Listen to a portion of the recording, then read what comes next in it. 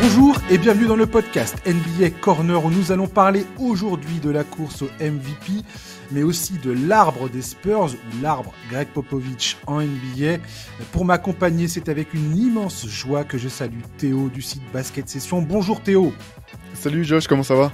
Ça va très bien. Ça va très ravi bien. de te retrouver. Mais oui, intervenant régulier, Théo. T'es toujours là, même dans les coups durs. Je me souviens d'avoir fait appel à toi à des moments où j'étais dans le désespoir le plus total. et je tiens à profiter de cette occasion pour dire aux auditeurs, dans les oreilles des auditeurs, pour te remercier chaleureusement d'être toujours présent à mes côtés pour parler de basket. C'est un vrai plaisir de t'avoir à chaque fois. Bah écoute, c'est toujours un kiff de parler basket avec des gens sympas, donc tu es en haut de ma liste de ce type-là, donc t'inquiète pas, tu peux refaire appel à moi sans problème si t'as un coup dur, je serai là. Ouais, je me souviens d'une fois, je crois qu'à moins de 24 heures, je t'ai dit « Ouais, on m'a planté, Théo, est-ce que tu peux venir ?» Tu m'as dit « Pas de problème, mec. Dis-moi l'heure et je suis là. Yes. » Ça, c'est les potes qu'on a envie d'avoir, tu vois. Voilà, c'est ça. Je suis venu avec ma pelle, j'étais à l'endroit donné. Et le mec, prêt. il est prêt. Quoi. De quoi on parle ? Je m'en fous. Je suis prêt. Je suis prêt, vas-y, balance. J'aimerais, avant de parler du... On va parler des Spurs et tout ça. On va notamment parler du MOOC. Vous avez fait un MOOC chez Rivers, là. Votre dernier MOOC, ça sera consacré aux Spurs. Ça sort le 5 mars. On va en parler en long, en large et en travers parce qu'il y a plein de choses à dire sur ce sujet. Et je t'ai préparé plein de petits segments. On va parler de plein de choses. On va parler de Tony Parker, de Manu Ginobili, de Victor Wembanyama, bien évidemment, de Greg Popovich et de tout ça. Et de ce que vous avez mis dans ce MOOC qui s'annonce absolument passionnant. Avant, j'aimerais faire un petit rappel de l'actualité, 2 points d'actualité qui me semblent importants. Tout d'abord, Joel Embiid qui s'est exprimé pour la première fois depuis sa blessure au genou il y a 1 mois. Il affirme qu'il est prêt à revenir cette saison. C'est le premier joueur, il restera à jamais le premier joueur de l'histoire à être disqualifié dans la course au trophée pour ne pas avoir disputé les 65 matchs requis par la nouvelle convention collective. Il se montre plutôt confiant sur le fait de revenir, bien qu'il n'y ait pas de date. Et puis, en connaissant les Sixers depuis toutes ces années et leur manière de communiquer sur ce genre de choses, voilà, le jour où il y a une date, c'est pas demain, pour l'instant, je pense pas en tout cas. Qu'est-ce que t'en penses de cette annonce de Joel Embiid ? Est-ce que tu penses qu'il y a un vrai bon espoir de le voir revenir ? Ouais, moi j'étais plutôt confiant dans le fait qu'ils reviennent parce qu'en fait je trouve que Philadelphie a vraiment fait des choix adéquats au moment de la trade deadline, mais qui sont adéquats si tu penses que tu pourras avoir Joel Embiid et que tu veux tenter un coup en playoff. Donc je me disais qu'en interne il devait quand même avoir alors, des garanties, il n'y en a jamais, mais en tout cas confiance dans le fait qu'il pourrait revenir cette saison. La question maintenant, ça sera de savoir à quel moment, dans quel état de forme, est-ce qu'il pourra enchaîner les matchs ou pas. Mais je suis pas si étonné que ça au bout du compte. Ouais. Quand je regardais justement un petit peu le classement à l'Est, pardon, actuellement, forcément, c'est la dégringolade pour Philadelphie. Ils sont 5e, ils sont juste derrière les Knicks, à 1 match derrière les Knicks. Ils sont quasiment assurés de faire le play-in. Ça, c'est quasiment sûr. Quand on voit les équipes du play-in actuellement, c'est les Pacers, le Heat, les Bulls et les Hawks. Donc, s'ils se retrouvent dans cette espèce de quatuor, selon le positionnement qui sera le leur, et si Joel Embiid revient...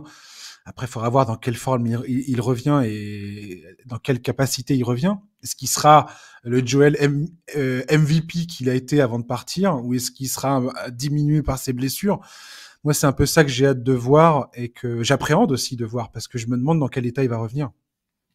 Bah oui, bien sûr. De toute façon, ça restera toujours la grande question autour de Joel Embiid. Ou du moins, c'est rarement en saison régulière, en tout cas, ses performances sur le terrain. C'est vraiment sa capacité à rester dessus. Là, c'est une blessure pour le coup qui est, c'est un coup de pas de chance. Quand un joueur qui te tombe sur le genou, c'est pas quelque chose que tu peux prévoir ou anticiper. Mais cette équipe, je pense que s'il arrive à revenir suffisamment tôt pour reprendre un peu de rythme, elle peut être extrêmement dangereuse en play-off. Moi, j'étais impressionné par le début de saison des Sixers remodelés. Je pense qu'ils sont vraiment renforcés à la deadline, comme je te le disais tout à l'heure, et que c'est vraiment hyper pertinent les choix qui ont été faits. Ils ont un coaching staff qui est pertinent, performant, qui sait parfaitement s'adapter à l'effectif. Je parle de Nick Nurse et puis aussi aux différentes séries ou aux adversaires qui peuvent avoir à croiser. Cette équipe peut vraiment être dangereuse si Joel Embiid revient à 100% de ses capacités. Ouais, tu m'étonnes. Ouais. Puis, alors, la tannée pour les trois équipes de tête, là, pour l'instant, c'est Boston, Cleveland, Milwaukee. Si tu dois te taper Philadelphie C'est clair. au premier tour, c'est chiant, quoi. C'était pas prévu comme ça, quoi. Surtout les Bucks, tu vois, les Bucks sont pas super rassurants quand même. Et c'est typiquement le genre de clash qui peut coûter cher, quoi. Joel Embiid a également évoqué le fait qu'il serait potentiellement, enfin qu'il est toujours, en tout cas, partant si la santé lui permet de participer au JO de Paris avec le Team USA. Ça me semble être compliqué quand même. Tu trouves pas, toi, t'es confiant dans ce truc-là, toi? Moi, déjà, j'y croyais pas trop dès le départ, en fait, parce que je me disais, Ouais, vu son historique de blessures, c'est je voyais clair. peu de scénarios qui lui permettraient d'être aux Jeux Olympiques, à part, je sais pas, à la limite, si les Sixers faisaient pas du tout les playoffs ou un truc comme ça, tu vois, qu'il ait vraiment le temps Exact. de se remettre. Oui, je sais pas quoi faire de cet effet d'annonce. Je comprends pourquoi il le dit, pourquoi il le fait. Maintenant, il y a tellement d'incertitudes, on sait même pas s'il va pouvoir rejouer cet été, enfin avant cet été. Au bout du compte, il y a toujours pas de certitude là-dessus. Moi, Joel Embiid aux Jeux Olympiques, j'y croirais quand je le verrai. Après, on connaît l'attrait des Jeux Olympiques pour les athlètes, c'est normal, c'est la compétition qui fait rêver tout le monde, a fortiori les non-américains. Et donc, je comprendrais que Joel Embiid fasse le max pour participer à cette compétition, mais bon, j'y croirais quand je le verrai. Ouais, pareil. Et voilà, on verra comment. Il y a tellement d'obstacles à franchir avant ça que on verra bien. Justement, en parlant du Team USA et on va terminer l'actu là-dessus, il y a une annonce pour dire que Devin Booker et Drew Holiday étaient assurés de rejoindre l'effectif. Je le rappelle, pour l'instant, les certitudes concernant le Team USA, c'est Stephen Curry, LeBron James, Kevin Durant, Joel Embiid, donc si la santé le permet, et Jason Tatum. On sait également que Tyrese Haliburton et Anthony Edwards sont sérieusement considérés par le staff et devraient, selon toute logique, rejoindre l'effectif. Il y a eu une liste en janvier diffusée par les États-Unis c'est une sélection de 41 joueurs, on va dire un pool de 41 joueurs susceptibles de faire partie de l'équipe. On sait qu'Anthony Davis, Bam Adebayo, Kawhi Leonard ou encore Paul George ont dit qu'ils voulaient jouer. Et un truc qui m'a fait rire, c'est quand j'entends Kevin Durant. Toi, même si on met tous ces noms-là les uns à côté des autres, quand j'entends Kevin Durant dire, euh, on a envie d'y aller, on a envie de battre toutes les équipes de 40-50 points. Je pense il va y avoir une désillusion du côté américain s'ils pensent que ça va se passer comme ça. Pour moi, ce n'est plus du tout l'ambiance en fait dans les compétitions internationales.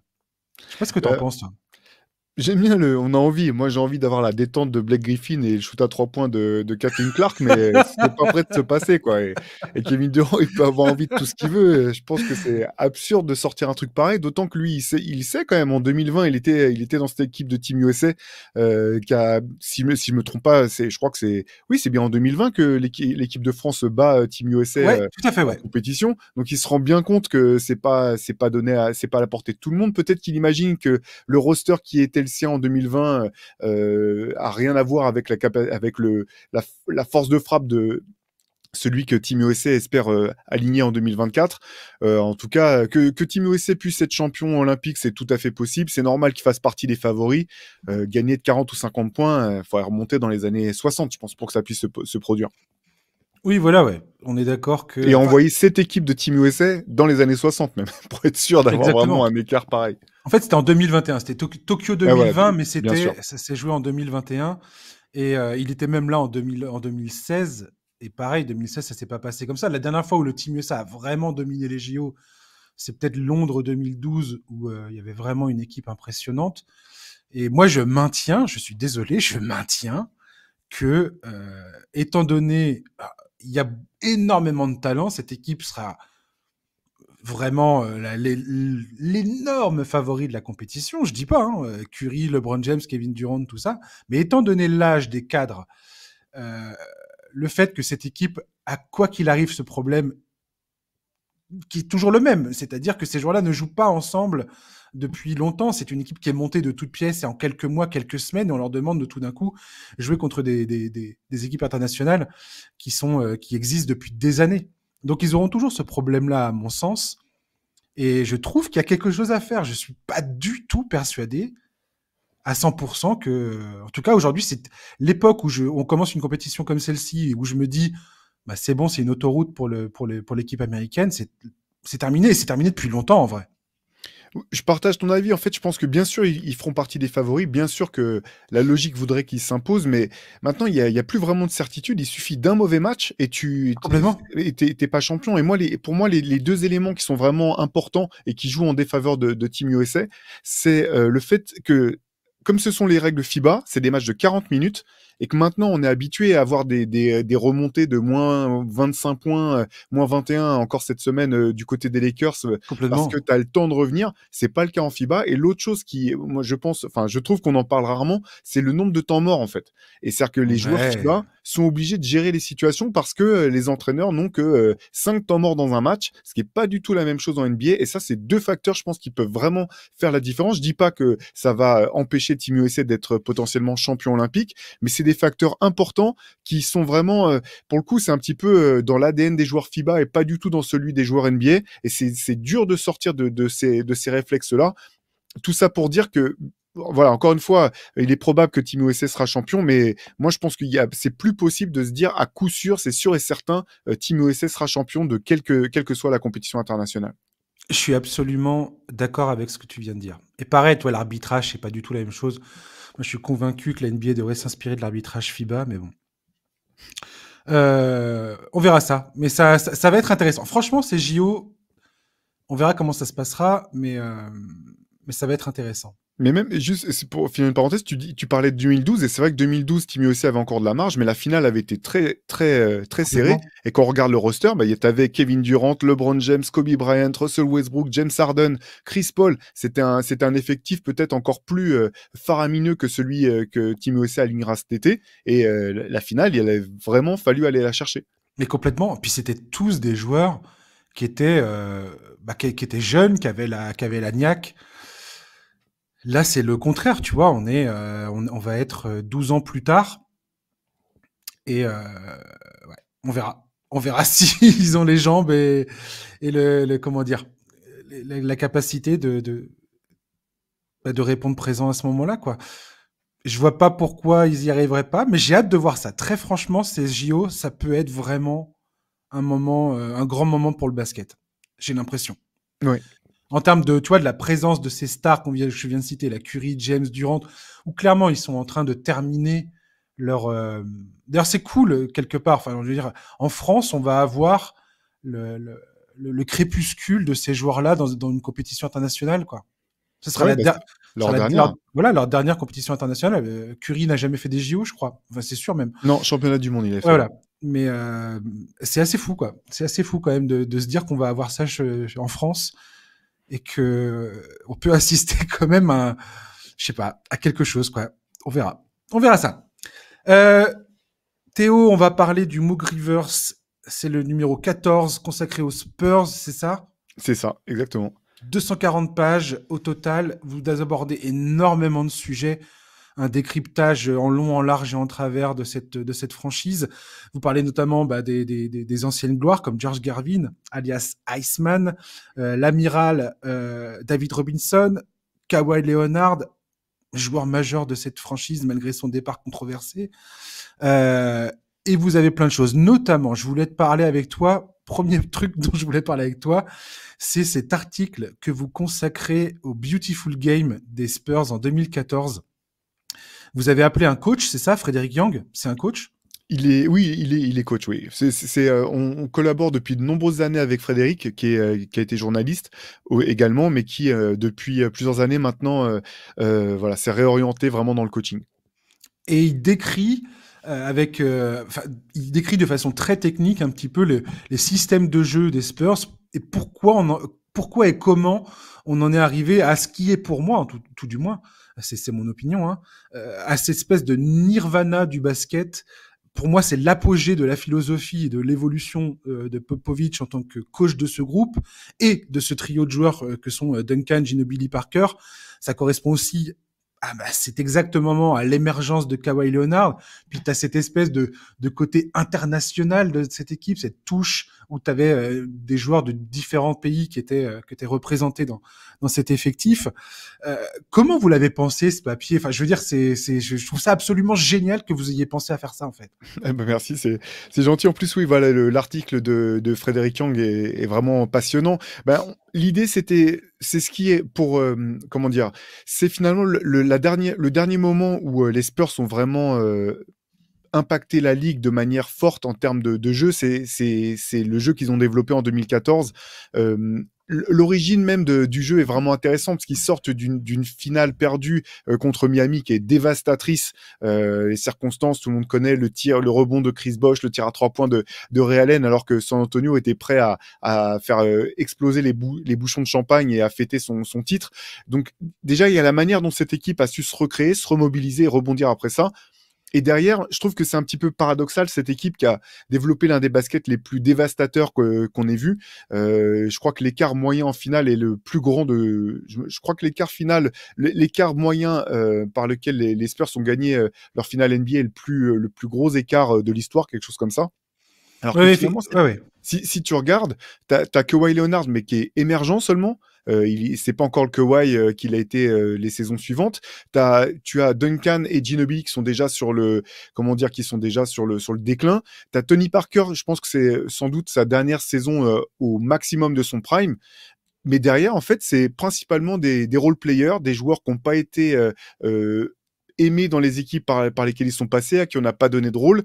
Et malgré tout, les Spurs ont développé l'un des jeux les plus beaux à voir et les plus dévastateurs voilà, de ces 40 ou même peut-être de l'histoire de la Ligue. Et c'est ça qui était passionnant pour nous, parce qu'en fait, on a eu le sentiment que ça incarnait un petit peu toute la philosophie de Greg Popovich, cette notion de partage, cette capacité à tirer le meilleur de chacun et à faire en sorte que les faiblesses de chacun ne soient pas une faiblesse du collectif. Et donc voilà, c'était ça un petit peu l'idée derrière ce papier. Oui, petit clin d'œil d'ailleurs à Patty Mills qui vient d'être libéré par les Hawks et enfin, j'ai l'impression que sa fin de carrière est proche. Et ouais, c'est proche, ouais.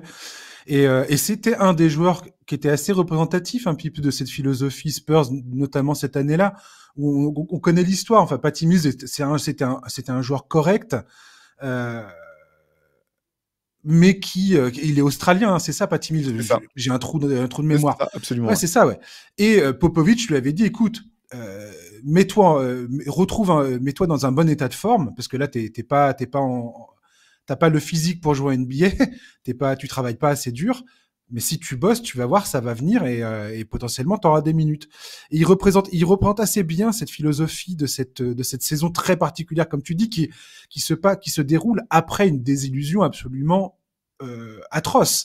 Parce que en 2013, tu es tout à fait en droit de te dire que c'était une des dernières chances pour Duncan, Ginobili, Parker et Popovich de remporter un titre.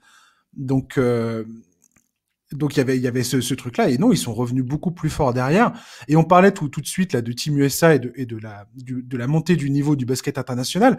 Les Spurs, il y avait aussi ça aussi dans cette équipe, je trouve. Justement, cette capacité de Popovich et du scouting des Spurs à identifier des talents venus d'autres pays que le circuit américain et de les faire venir dans l'équipe pour monter un groupe et jouer un jeu où les fondamentaux, le jeu collectif, le sens de la passe, je fais passer le nous avant le moi, tout ça était élevé au rang toi, c'est là où je dis que ça représente vraiment le summum philosophique du jeu prôné par Popovich.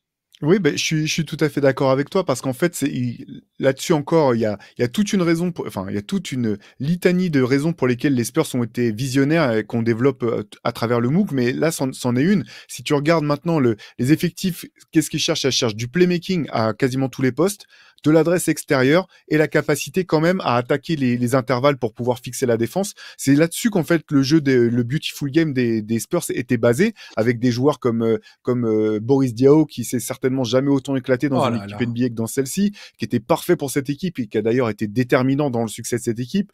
Des joueurs comme Danny Green qui n'avaient pas réussi à se faire une place et là qui sont devenus des éléments essentiels par leur capacité à sanctionner à 3 points. Patty Mills, comme tu l'as dit, il faut se rappeler que Patty Mills en 2012 aux Jeux Olympiques dont on parlait tout à l'heure, c'était le meilleur marqueur de la compétition. Et pourtant, en NBA, personne trouvait comment utiliser ses qualités de manière efficace. Il y a tout ça et il y a voilà le concept développé par Greg Popovich et les Spurs qui était le concept de 0,5 secondes, c'est-à-dire qu'en une demi-seconde, quand la balle t'arrive, tu dois avoir choisi de tirer, passer tirer, passer ou attaquer par le dribble. En gros, les fondamentaux du basket, c'est ce qu'on t'apprend au Benjamin, la triple menace, tirer, Exactement. shooter ou attaquer par le dribble. Et donc cette capacité à prendre une décision vite. Et finalement, le jeu des Spurs, il est relativement simple. C'est pas basé sur des systèmes, tu sais, des systèmes fermés, alambiqués où Tout il à y a un fait. début et une fin. C'est simplement de la lecture et mettre les défenses en difficulté parce que le temps de réaction des joueurs sur le terrain est tellement rapide que la défense finit par toujours inlassablement À avoir un temps craquer, de ouais. retard. Mmh. Et voilà, si tu tapes Beautiful Game dans YouTube, il y a des vidéos qui sortent là-dessus. C'est Il y a exactement l'illustration de tout ça. il y a notamment une vidéo qui est absolument, absolument magnifique avec les voix. On entend les voix de Magic Johnson, on entend les voix de différentes personnalités, Michael Wilbon, qui est un journaliste d'ESPN, tout ça, qui parle un petit peu des Spurs, qui a toujours été estampillé comme une équipe qui n'était pas sexy, qui ne pratiquait pas un jeu soi-disant qui attirait les foules, qui attirait une audience. Et on se disait, oh mon Dieu, les Spurs, c'est chiant quand ils sont en finale. Franchement, je dis pas. Au début des années 2000, le titre en 2003 notamment, je pense, le parcours en 2003, il était le jeu qui était hyper axé sur le jeu intérieur. Moi, je trouvais ça un peu répétitif, on va dire, dans la façon. Mais bon, quand tu as David Robinson et Tim Duncan dans ton équipe, c'est compliqué. Même si David Robinson en 2003, il est vraiment sur la fin de sa carrière, quoi. Il est plus du tout le joueur qu'il a été auparavant. Mais je te remercie de citer Boris Dio. Boris Dio, mais mon Dieu, quoi. Quel joueur absolument incroyable. On a ici un joueur français, ailier fort, qui était capable de défendre en 1 contre 1 sur LeBron James. Enfin, je sais pas si. Moi, je me souviens quand j'ai vu ça et que tu voyais que bah, il fait un match, il est efficace, et là tu te dis, ok, bon, LeBron n'était peut-être pas dans un bon soir ou je sais pas quoi. Et puis en fait, il y arrivait de façon très régulière. Et ça a tout changé. Je crois que dans les 2 derniers matchs, il est titulaire d'ailleurs, Boris Dio. Parce que Popovic a compris que s'il le met, ça crée des problèmes absolument insolubles pour le hit. Et ce que je trouve très drôle, c'est que Boris Dio, alors, tu vas me dire, t'as le droit de m'insulter si tu trouves que mon parallèle est bizarre, mais je trouve que Boris Dio, la façon dont il distribuait le ballon au poste, me fait beaucoup penser à la manière de jouer de Nikola Jokic. 2 joueurs totalement différents, un impact, un rôle totalement différent, mais un sens du jeu et de la passe qui, pour moi, où il y a beaucoup de similitudes en vrai. Non, mais je suis d'accord. Ça faisait penser. À l'époque, ça faisait penser à Chris Webber aussi de la belle époque Tout des à Kings, fait. mais c'est exactement ça. C'est vrai que la différence avec Jokic, c'est que finalement, bah, il a réussi à surpasser sa volonté de passer justement systématiquement et qui peut aussi te punir par le scoring si besoin est. Alors que voilà, Boris, tout au long de sa carrière, a quand même été tellement préféré faire des passes qu'on Complètement. en revenait comment dire, à regretter qu'il ait pas un tempérament un peu plus incisif parfois en attaque. Mais oui, c'est exactement ça. Et il a été, en fait, il était l'élément, un élément extrêmement important dans le succès de San Antonio. Et c'est assez marrant parce qu'en fait, tu te dis, ce mec-là était né pour jouer avec les Spurs, en tout cas les Spurs de cette époque-là. Ouais. Et ça n'a tenu qu'au business NBA qu'ils ne les rejoignent pas plus tôt. Si la NBA, c'était comme un club européen où les joueurs peuvent choisir leur équipe quand ils veulent, mettre fin à un contrat à l'amiable avec le club si ça se passe pas bien et partir, il aurait rejoint San Antonio bien plus tôt, c'est évident. Ouais, complètement. Ouais. Et d'ailleurs, ce qui est assez hallucinant, c'est que quand il est au Bobcats, il était extrêmement critiqué. On disait, ouais, il est hors de forme, il en a rien à péter, il s'en fiche du basket, il prend pas le métier au sérieux. Regardez, il est payé à rien faire, il est toujours blessé, il y a toujours quelque chose qui va pas, et ainsi de suite. Et il arrive aux Spurs, et c'est un joueur transfiguré. Et tout d'un coup, le, le, le jeu, enfin, le rôle que lui confie Greg Popovich, je pense que c'est surtout ça, lui permet de débloquer son talent, en fait. Et tout d'un coup, son talent éclate aux yeux du monde. Et c'est quand même assez dingue de se dire que l'époque du hit de Miami, quand le hit se forme avec Dwayne Wade, LeBron James, Chris Bosh, et moi je me souviens, j'étais absolument affligé de cette réunion de superstars que LeBron James quitte Cleveland pour rejoindre Miami. Pour moi, c'était presque l'équivalent que de Durant plus tard qui rejoint les Warriors. Quoi. Je me dis, mais pour moi, c'était une trahison à l'idée même de compétition et de l'équilibre de la compétitivité au sein de la ligue, tu vois. Mm. Et le fait que le hit ils perdent en 2011, parce que l'équipe vient de se former. Ils gagnent en 2012 face au Thunder. En 2013, Ray Allen quand même sauve les miches de cette histoire à la dernière seconde, dernière minute du game 6. C'est ça? Oui. Et 2014, franchement, je m'attendais pas à ça. Alors pour le coup, LeBron James, c'est un tank, dans cette finale 2014. Mais derrière, l'équipe est en train de se déliter et a vraiment perdu de sa puissance.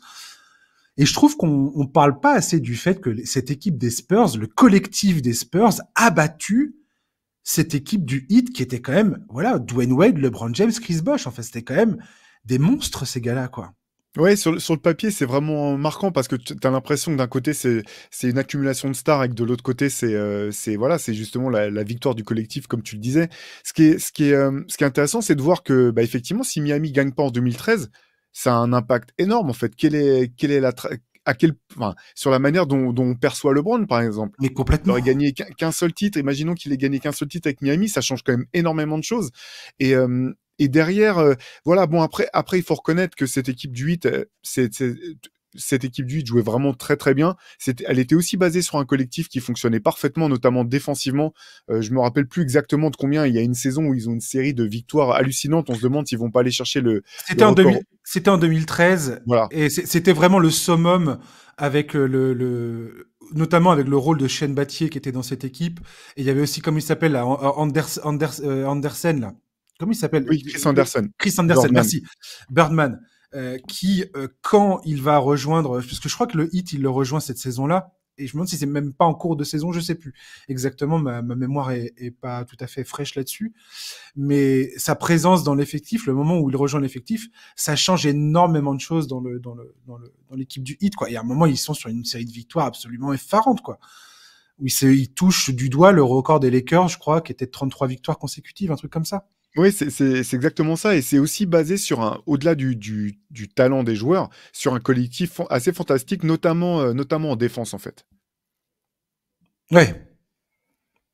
Ouais, tout Mais, à fait. mais ouais, donc voilà, effectivement, ce qu'on peut noter quand même, c'est que c'est cette équipe des Spurs qui a mis fin finalement à l'aventure à Miami de LeBron et à l'association avec Dwayne Wade et Chris Bosh, parce que derrière, comme tu le disais, LeBron a été très bon hein, pendant cette finale. La finale 2014, ça a été LeBron et Chris Bosh. Chris Bosh, je trouve qu'on en parle quasiment jamais, mais il avait été excellent Absolument aussi d'accord. durant cette finale. Mais derrière, voilà, comme tu le disais, LeBron a fait un état des lieux, s'est dit que Miami n'aurait pas les ressources pour reprendre l'ascendant dans la conférence Est, et puis c'était la fin de l'aventure. Ouais. Cette finale 2014 restera à jamais gravée dans ma mémoire, je veux dire, avec les Bulls de la fin 90, le deuxième three-peat avec Rodman, Pippen, Jordan, où vraiment ça jouait très très bien en basket. On est toujours à dire que, tu sais, à pointer du doigt les talents individuels de Michael Jordan, et ainsi de suite, mais on oublie que le système mis en place par Phil Jackson, le fameux triangle, qui, quand il fonctionnait, produisait un basket absolument délicieux à voir. Je veux dire, faut jamais oublier ça, quoi. Jordan, d'ailleurs, c'est là où sa carrière change, c'est quand il a su inscrire son talent individuel dans un collectif. Et cette équipe des Bulls fin 90 et ces Spurs là de 2014, même 2012, même s'ils perdent en finale de conférence face au Thunder pour le coup, ils font un parcours, une fin de saison et un parcours en playoff qui était absolument incroyable. Mais voilà, les Spurs, cette année-là, c'était vraiment. Et il y a 10 ans, tu vois, en fait les 10 ans de ce truc-là. Et moi, j'en garde un souvenir. C'est comme si c'était hier, quoi. Je crois que c'est la finale que j'ai le plus regardé de ma vie. J'ai dû voir le Game 5, j'ai dû le mater, mais 20 fois. Sans déconner. Tu sais, comme le mec qui regarde son film préféré, tu vois. Ouais, non, bah, c'est magnifique et c'est intéressant le parallèle que tu fais avec les Bulls du deuxième three-peat, parce qu'en fait, bon, bien sûr, c'est pas du tout les mêmes effectifs, pas du tout les mêmes types de joueurs, pas du tout la même philosophie, mais au bout du compte, tu avais aussi du playmaking à tous les postes. Quand tu regardes Ron Harper, Scottie Pippen, Michael Jordan, même Luc Longley, Ouais, Dennis Kukoc. Rodman, qui était un excellent passeur, bien sûr, et Exact. Tony Kukoc, j'allais y venir, c'était un peu basé sur cette capacité de se dire, bah, peu importe qui a la balle, il saura prendre la bonne décision avec le ballon. Et aujourd'hui, maintenant, on voit que c'est l'essence même du jeu actuel. Mais complètement, tout à fait. La capacité d'un joueur à faire transiter le ballon d'un point A à un point B, C'est ultra important, quoi. Le sens de la passe, la lecture du jeu, l'anticipation plutôt que la réaction, c'est hyper important. Vous consacrez un profil à Manu Ginobili, un des meilleurs joueurs de ce sport, de l'histoire de ce sport. Hein. Je rappelle que c'est le seul joueur avec l'Américain Bill Bradley à avoir remporté au moins un titre NBA, l'Euroleague et une médaille d'or olympique.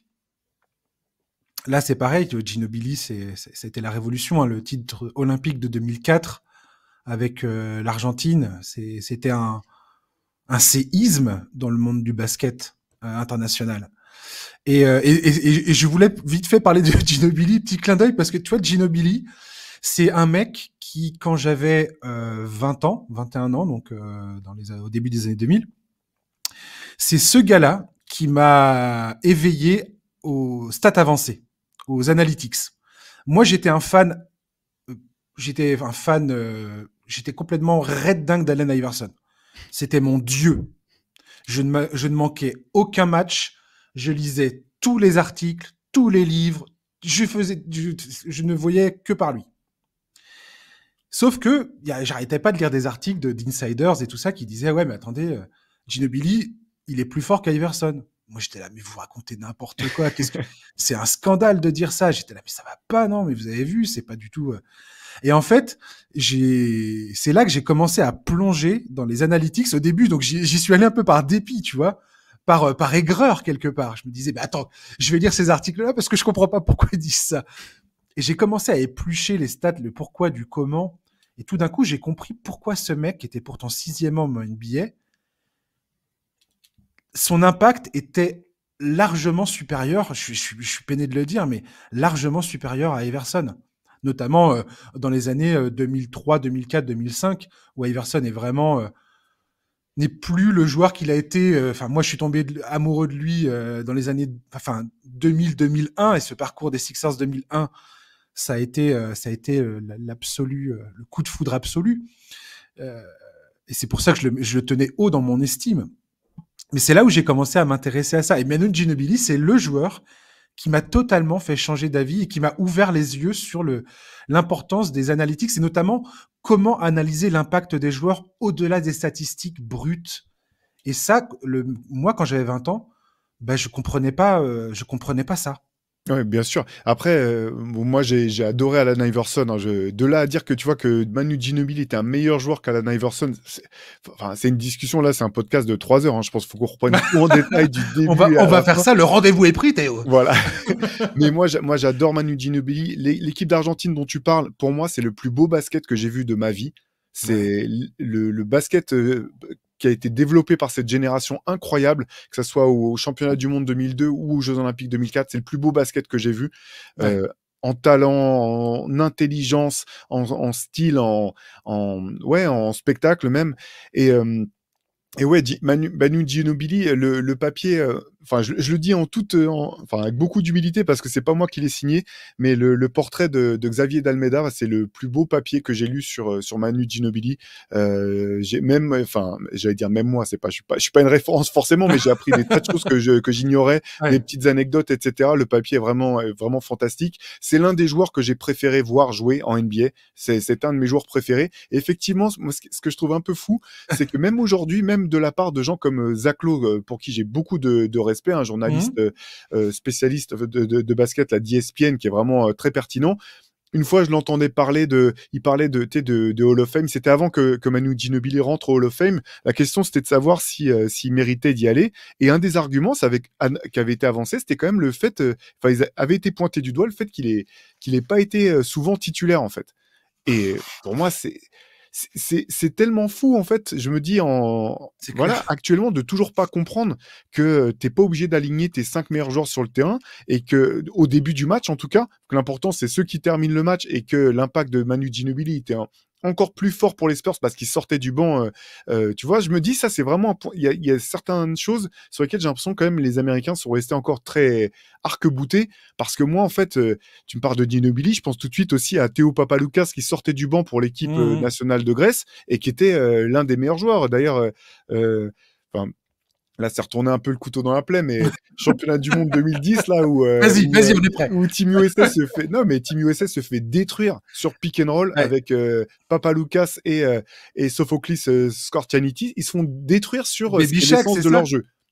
Sur quoi tu disais? C'était Baby Baby Shaq, Shaq. exactement, C'est ça Baby qu'on le Shaq. surnommait, ouais. Exactement, ils se font détruire. Il y a une équipe, regardez le roster, hein, il y a LeBron James, Dwayne Wade, Dwight Howard. C'est pas une équipe de Team Ah non, USA, mais grave. USAB. Et à la fin, c'était assez marrant parce que tu avais Coach K qui connaissait même pas le nom des joueurs, en fait. Donc il disait, ouais, le numéro 4, il était bon quand même sur pick and roll. Je dis, bah oui, il faut faire un petit peu de scouting. Et derrière, en C'est une 2012, légende, le gars. voilà, exactement. Et en 2012, c'était assez drôle parce que j'avais eu la chance d'être aux Jeux Olympiques de Londres et Ah ouais, en la conférence classe. de presse, Coach K se faisait systématiquement, il arrivait en félicitant le coach adverse, en sortant son nom. Tu sentais qu'il avait compris la leçon et que maintenant il avait ses petites fiches avec les noms de chaque joueur et membre du staff adverse et qu'il voulait pas rééditer la même erreur. Ouais, paraître arrogant et... Ouais. Bien sûr. Est-ce que dans l'article, il parle... c'est le truc qu'on avait vu pendant notamment la cérémonie quand ils ont retiré le maillot de Manu Ginobili. Et c'est une histoire qui me fait toujours rire. Parce qu'en plus, qu'on soit bien d'accord, hein, Manu Ginobili, en plus d'être un joueur absolument génial, c'est un être humain absolument génial. C'est clair. Renseignez-vous sur qui est cet homme, ses centres d'intérêt, tout ça. Enfin, moi, je pense que j'apprécie autant l'homme que le joueur. Enfin, clairement, c'est un joyau du basket, Manu Ginobili. Et je voulais savoir si dans l'article, il parle du fait que Popovic, notamment Ginobili qui arrive chez les Spurs, Popovic qui est très sur le règlement, sur la façon de jouer, sur la discipline, sur tout ça. Et t'as cette espèce de mec qui est complètement feu follet, qui fait des passes dans le dos, qui fait des trucs un peu n'importe comment. Enfin, qui fait pas n'importe comment, mais qui est un peu, il y a un côté sauvage, Manu Ginobili, tu vois. Et la manière dont, en fait, Popovic, et c'est ça qui est formidable avec Popovic, c'est que plutôt que de rester arc-bouté sur ses principes et ses idées de discipline et de voilà comment on joue et c'est pas autrement, il va finir par comprendre que, ah ouais, tiens, si je laisse ce gars-là exprimer son talent, si j'évite de le brider, mais que j'arrive à utiliser cette fougue incroyable et ce talent incroyable et sa lecture du jeu, sa capacité de faire la différence, en fait, de vraiment influencer le résultat du match, on va bénéficier de tout ça. Et je me demande s'il parle de ça dans cet article. Oui, bah si, on en parle et c'est à verser au crédit de Greg Popovich d'avoir compris qu'il fallait Complètement. qu'il mette son propre ego de côté pour accepter que d'avoir ce joueur qui ressemble à aucun autre joueur et le laisser flirter toujours avec la ligne et sortir parfois du cadre s'il le faut parce que c'était dans l'intérêt de l'équipe et ça tous les entraîneurs n'en sont pas capables. C'est un petit peu d'une certaine manière c'est un petit peu ce que Steve Kerr a su faire avec Draymond Green dans les meilleures années de Draymond Green aussi, savoir que voilà, tu as besoin de ce joueur qui, alors c'est pas les mêmes profils hein, mais dans le sens Mais je vois très bien ce que tu veux dire. c'est des joueurs qui peuvent en fait qui aident le système mais qui sont des joueurs de rupture malgré tout et ça il faut de l'humilité parce qu'en fait quand tu es entraîneur, tu peux aussi simplement dire non, j'ai dit que la balle elle allait de A à B et c'est tout. Et si tu fais pas ça, tu sors et tu te mets sur le banc. Voilà, on voit encore ça assez fréquemment sur tous les terrains de basket du monde, même à des niveaux très amateurs. Et là, c'est grande preuve d'intelligence de Greg Popovich. Ouais, complètement, ouais. Et ouais, c'est cool, écoute, c'est très très cool que ça soit dedans parce que cette histoire, elle est tellement magnifique et elle est tellement au crédit de ces deux personnes, Ginobili et Popovic, d'avoir su trouver un point de rencontre, de se retrouver au milieu et de se dire tiens c'est cool, on va s'aider l'un l'autre pour atteindre nos objectifs et c'est exactement ce qu'ils ont fait quoi. Je tiens à rappeler quand même que les Spurs de cette époque tenaient la dragée haute aux Lakers de O'Neal et Kobe Bryant et il y avait excessivement peu d'équipes qui pouvaient prétendre faire ça. Complètement. Et puis on se rappelle de séries même qui ont basculé sur pas grand chose, hein, sur des shoots à moins d'une seconde, le fameux shoot 0.4 De Derek de Derek Fisher. Fisher. Bah ouais, Grave. c'est Horrible ce truc, horrible. Ah mon Dieu, mais ce machin, mais j'y croyais pas quoi. Tony Parker, vous parlez de Tony Parker. D'ailleurs, joli petit clin d'œil à Michel Gondry. Je crois que le segment s'appelle La science des rêves, c'est ça? C'est ça, et les intertitres sont aussi, voilà, les cinéphiles apprécieront les intertitres J'adore, choisis par j'adore. Pierre Armand Samama. Je vous kiffe tellement, vous êtes tellement fort. Je voudrais qu'on revienne rapidement sur Tony Parker. Pourquoi? Parce que récemment, il a eu quelques déclarations. Alors, notamment, tout le monde, justement, rigole et je pense que le titre est un peu influent, enfin, inspiré de ça, du fait que oui, si tu rêves, je sais plus c'est quoi sa phrase, si tu rêves pas, si les gens se moquent pas de C'est que tu rêves pas toi, assez c'est grand, que tu ouais. rêves pas assez grand ou je sais pas quoi. Donc voilà, ça c'est très drôle. Mais là, en ce moment, tout le monde se ricane un peu parce que Tony a dit qu'il était le franchise player des Spurs pendant une période, on va dire la période 2010-2013 à peu près. Et les gens se moquent de lui en disant, grosso modo, tu racontes n'importe quoi, quoi. Euh, et je comprends la réaction des gens, des fans, de se dire, attends, mais il abuse totalement, parce qu'effectivement, je pense que cette équipe, on est tous d'accord que Tim Duncan a toujours été le joueur absolument central de cette équipe. Je veux dire, sans lui, rien qui fonctionnait, même quand il avait 39 ans. Euh, Sauf que je pense que dans cette histoire de Tony Parker, je pense que ce qu'il essaye de dire, Tony Parker, après peut-être qu'il va raconter, si jamais il écoute ce podcast, il dira que je raconte peut-être n'importe quoi. Mais je pense ce qu'il pointe du doigt, c'est qu'il était le go-to guy, le gars à qui on filait le ballon, sur qui étaient centrés les systèmes, et que le jeu était extrêmement tourné et articulé autour de lui. C'est sûrement ça, je pense, qu'il dit. Et je pense que c'est plus la définition de franchise player en tant que tel qui est en discussion dans la balance dans cette histoire, quoi. Oui, bah, je pense que c'est exactement ça. Et pour reprendre ce que tu disais sur Tim Duncan avant de partir sur Tony Parker, je suis tout à fait d'accord. D'ailleurs, l'article qu'on a sur Tim Duncan dans le MOOC, il s'appelle The Franchise, parce qu'en fait, Tim Duncan, c'était la franchise, en fait. Et je te rejoins complètement dans le sens où sans Tim Duncan, rien ne peut se passer. Rien ne peut se passer. Ça veut pas dire que au moment dont on te parle Tony Parker, c'était lui le meilleur joueur, en fait. Mais Exactement. et je partage l'avis de Tony Parker. Il y a un moment, ça a été Ginobili même qui a été le meilleur joueur, je pense, de cette équipe des Spurs. Et il y a un moment, ça a été Tony Parker pendant quelques années. Et le jeu a changé. À nouveau, Craig Popovich a fait bouger le style de jeu de San Antonio pour tirer le maximum des qualités de Tony Parker. C'est là que le tempo a accéléré, et c'est aussi parce que Tony Parker a beaucoup progressé sur le tir extérieur, dans les changements de rythme. Ça a été un joueur incroyable. Ça personne ne le lui enlèvera. Ce qui est dommage, en fait, c'est que, comme souvent, j'ai envie de dire, c'est la manière d'exprimer son avis est maladroite. Et je pense que c'est ça qui brusque les gens au bout du compte. Complètement. Et toi, il y a plusieurs choses quand je t'entends parler, il y a plusieurs choses que ça m'inspire, qui m'inspirent. Notamment, Tim Duncan. C'est, on devrait lui rendre hommage, en fait, parce qu'il a su ne pas tirer la couverture sur lui. Il a su laisser la place à Manu Ginobili d'être qui il est. Il a su laisser la place à Tony Parker quand il fallait lui laisser la place pour exprimer son talent, pour prendre les commandes et être le meilleur scoreur de l'équipe et le joueur. Voilà, il a su faire cette place-là. Mais ce que je veux dire par là, c'est que Tim Duncan, c'était philosophiquement, dans l'âme de l'équipe, c'était lui le joueur le plus important. Et même défensivement, si tu regardes les stats défensives de Tim Duncan, même si le mec il jouait sur un genou, il était juste hallucinant, ce joueur. Je sais pas si des fois, j'ai l'impression qu'on se rend pas compte à quel point ce joueur était absolument dominant. Mais c'est sûr que non. Mais enfin, moi, je C'est pense sûr que que non, c'est ouais. sûr que non, qu'on a oublié. C'est sûr que lui s'en fout, je pense, et que ça va être Tout à de fait. pire en pire, en fait. Parce Ouais. que qu'on le veuille ou non, et là, on peut avoir, ça peut être un débat, hein, Kobe Mhm. est vu comme étant le meilleur joueur indiscutablement de cette génération. Moi, je pense que la question, pour la trancher, il faut regarder vraiment les choses très en détail, parce que Tim Duncan a des arguments à faire valoir dans ce registre-là. Et je suis d'accord avec toi, défensivement, il a toujours été, comment dire, les fondations de cette équipe, ce sur quoi tout était bâti. Et au bout du compte, lui aussi, il a su s'adapter aux différents styles de jeu proposés par Greg Popovich, mais tout reposait toujours sur une chose, c'est le danger que Tim Duncan représentait, en fait. Même J'ai, à 39 ans, tu pouvais pas le laisser. Il a continué à forcer les défenses adverses, à envoyer des prises à deux ou à monopoliser la défense jusqu'à son dernier match. Et ça, c'est là-dessus que tu bâtis, une attaque. Complètement. J'ai écrit un article là-dessus sur Kobe, la comparaison Kobe-Duncan, sans développer mes arguments parce qu'on ne va pas avoir le temps de traiter de tout ça et que j'ai pas envie de traiter un sujet aussi important par-dessus la jambe et en 2 secondes.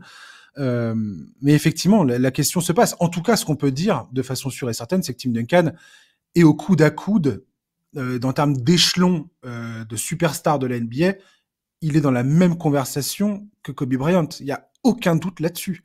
Il n'est pas en dessous, il est au minima au coude à coude, quoi. Épaule contre épaule. Très clairement. Et d'ailleurs, on le voit bien, je trouve, dans le respect en fait que Tim Duncan inspirait à la fois à Kobe et à Bien sûr. Shaq. Et on sait que voilà, les grandes rivalités, c'était quand même tu en parlais tout à l'heure, les rivalités Lakers-Spurs. Je pense que voilà, eux sauraient te dire, enfin, ils savent, ils connaissent la réalité des choses, j'ai envie de dire. Tout à fait. Et, euh, et tu parlais de l'évolution du jeu, l'évolution des Spurs, l'évolution de Greg Popovich. Et j'aimerais qu'on en parle de Greg Popovich justement et de son évolution. Parce que c'est un coach qui a, de son arrivée dans la saison 98-90, je crois que c'était en 98 ou 97, je sais plus. Enfin, en tout cas, c'était à la fin des années 90. Et il y a eu cette saison 98-99 où, alors qu'il venait à peine de remplacer Bob Hill, Bob Hill, euh, il est licencié, c'est Popovich qui était lui dans le front office qui prend sa place. Et le début de saison des Spurs, c'était la saison du lockout où il y a eu que quelques matchs et ça, qui se terminera par le premier titre des Spurs d'ailleurs au Madison Square Garden. Mais le début de saison était naze. Et il y a un moment, les joueurs, c'est Avery Johnson qui a raconté cette histoire-là, les joueurs entendent, enfin, on vend du fait que probablement que Popovich, s'ils perdent un match, c'était un match du 2 mars 1999, s'ils perdent ce match contre les Rockets, ils devaient jouer contre les Rockets, s'ils perdent ce match, grosso modo, c'est terminé pour Greg Popovich, quoi. Il sera remplacé.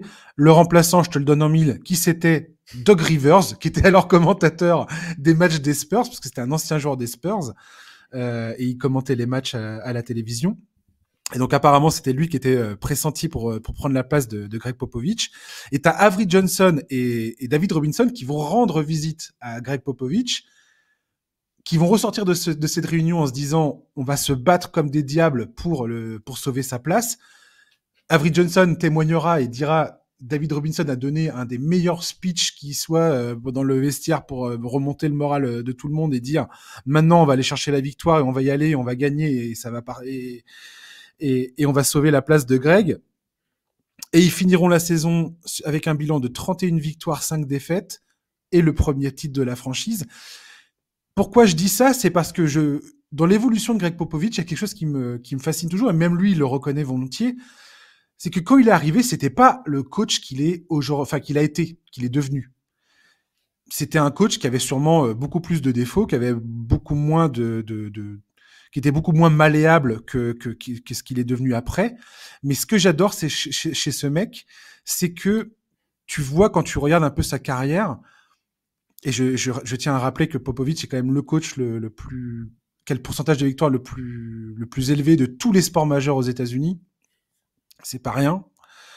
Il a su faire évoluer son coaching au fil des années. Il a su évoluer en fonction de l'évolution du jeu. Je pense notamment aux Suns de 2000, de la moitié des années 2000 avec Steve Nash, le run and gun imposé par Mike D'Antoni. Et tu vois bien que Popovich, les Spurs étaient toujours sur la route des Suns, mais à chaque fois, il faisait un peu évoluer son équipe, son jeu de manière à ce que il puisse s'adapter et toujours répondre présent et évoluer avec le temps et se maintenir au sommet de la hiérarchie NBA, quoi. Et c'est aussi un des secrets de la magnificence des Spurs pendant toutes ces années, pendant 2 décennies, c'est que ce mec-là est absolument incroyable dans sa façon de gérer sa carrière, quoi. Sa carrière est absolument légendaire à Popovich. Ben oui, c'est exactement ça. Tu sais, quand on travaillait sur la couverture, on s'était posé la question de savoir qui on voulait mettre en couverture pour représenter San Antonio. Et finalement, on s'était dit, bon, bah, sur les joueurs, on s'est dit, bah, pourquoi pas lui, pourquoi pas lui. Tout ce qu'on savait, c'est qu'il fallait qu'il y ait Popovich, en fait. Derrière, on savait pas forcément quel joueur, mais il fallait qu'il y ait Popovich, parce que pour nous, bah, il représentait la franchise, sa culture et son impact. Et ce dont tu parles, je pense que c'est même lié à qui il est en tant que personne. Et c'est cette soif inextinguible de connaissances, de découvrir ce qui se passe autre part.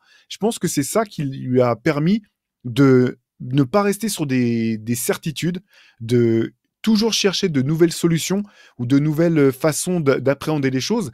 Et c'est intéressant de voir, tu parlais, on en parlera peut-être tout à l'heure, tu sais, du fameux Oui, on va en arbre des parler Spurs. juste après, ouais.